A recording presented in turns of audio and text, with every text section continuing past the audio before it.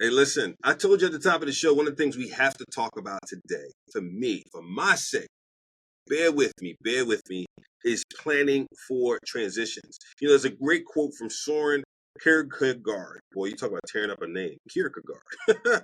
She says, life can only be understood backwards, but it must be lived forwards. Just think about that. Let that marinate for a second. Life can only be understood backwards, but it must be lived forward. Ooh, that's one to marinate on.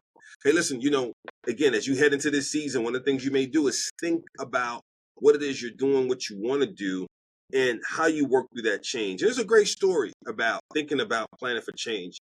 Little known fact, Jeff Bezos, before he started Amazon, was a hedge fund manager. And as you know, hedge fund managers do okay in terms of getting some income.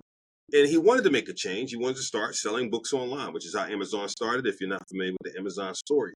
And so as he went through that process of thinking about it, he went to his boss and had a good conversation with his boss. They went out and took a nice walk through the park and whatnot. He said they walked around for about 2.5 hours. And at the conclusion of that walk, his boss said, sounds like you have a great idea, but maybe someone else should do it because you have a great job, right? And so Jeff was not willing to give up, and he created what he then called afterwards the regret minimization framework. The regret minimization framework. And he said, at 80, what would you regret more? If you could fast forward ahead to being 80 years old, what do you regret more?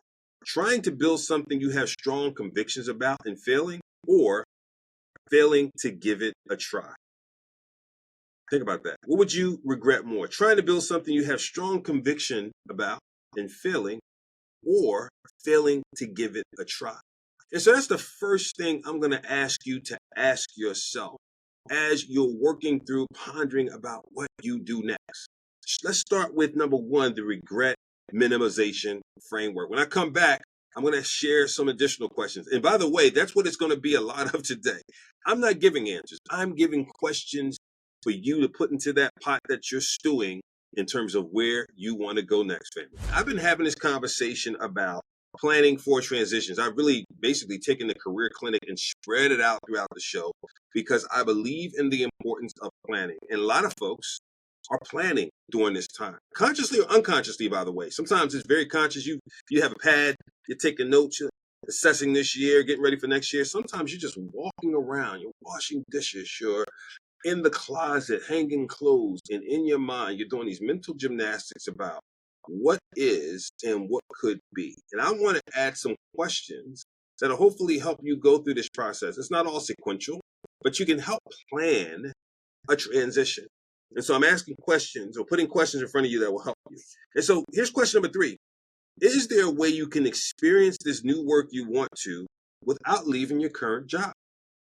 Right? A lot of times when we think about a transition we need to make, some people believe it's a polar bear plunge. I have to leave X to go to Y.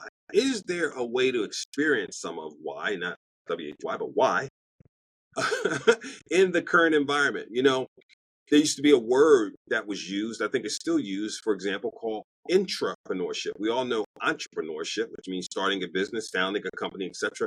But intrapreneurship is the idea of growing something inside of an existing organization. We've seen companies do this. If you go back to a conversation I had with Maria from Allstate, Allstate had a great intrapreneurship program that leveraged people's desire to grow something like a company, a department, a new product, a new service inside the walls of the company.